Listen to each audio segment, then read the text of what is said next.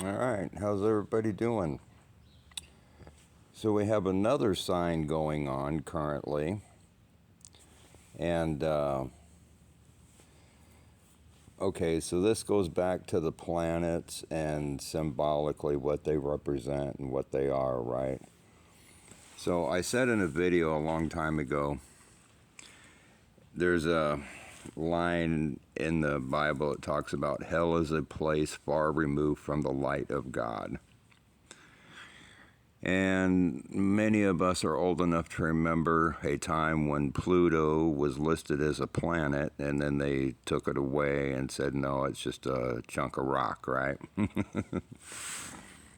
Okay, so not only, is the moon a reflection, the sun a reflection, but symbolically, Pluto is, I talked about soul, right? SOL in the last video, I think, where our soul comes from. So when you look at the arrangement of the planets, you have Pluto being the one furthest from the sun, which is why it was probably taken away from the planet list years ago, because in the timeline that I wasn't watching then, that's when what we know of is Earth. But that's not real either, right? Because everything here is just a remnant of what used to be, and we call it Earth. But anyway, and this is pretty amazing because I haven't talked about Neptune in the past, but Neptune is also from the Earth now. From our standpoint here, Neptune is the furthest gas giant away from Earth. So, in my opinion, when they talk about the red and blue Kachina, and I say it's just the opposite ends of the same energy spectrum, like on a magnet, north and south, right? And that's just what we label it as. It's just labels. Everything's labels, okay? But that would be like Neptune and Jupiter, probably the red and blue Kachinas.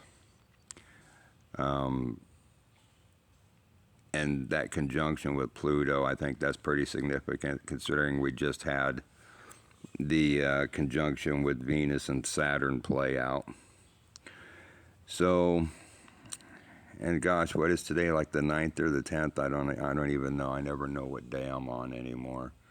It's the 10th.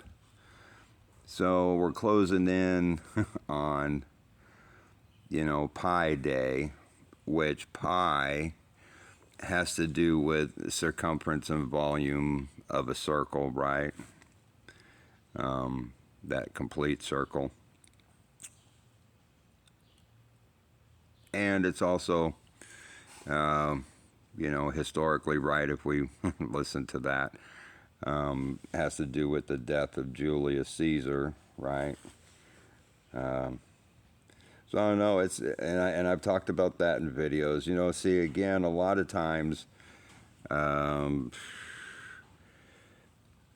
I said before, I never know what part of the loop I'm watching, how many times we have to loop through something. I mentioned in a video pretty recently about the 10 days of darkness and how that might fit into things. Well, you've got the 3 days of darkness, and actually it's like 3+ days, which are the 3 worlds of the Hopi prophecies. Okay, but the 10 days would probably be the 10 loops that we've been through here. I keep saying all the time, Planet X isn't some planet lurking out there. Planet X, X means 10. We had Twitter just turn to something called X, right? And that probably, and if I go back and look, which I haven't even looked at that, on the date that happened, probably signified the final loop, starting, ending, however that works out. The beginning is the end, whatever. We have X Games, we have Xbox. This is Planet X, and that's for the 10 probably 1,000-year loops. Now, they all didn't run in a seamless straight timeline. Remember, some of them, like the hopscotch board, ran parallel to each other. But But anyway, I saw, and the other thing that I find kind of funny about this is the I don't know if you can, some of those dates right there. See, Taurus. You know, some of those, not those dates, but those time periods show up when I did my search as to when the other gas giants, and I think the most recent one to go through Taurus was Jupiter. I think she went through there last year, maybe.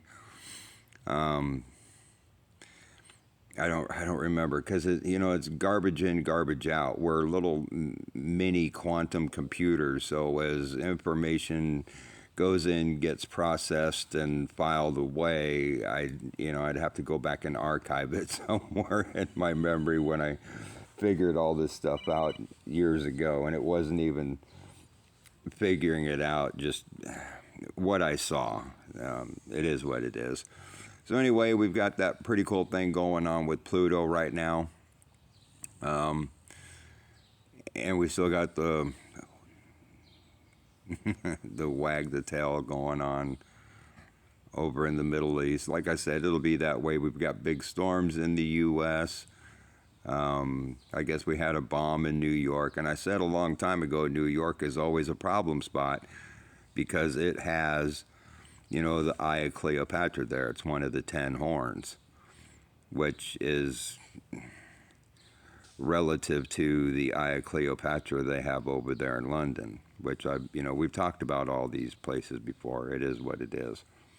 So anyway, stay safe. Love you all. Take care. Bye-bye.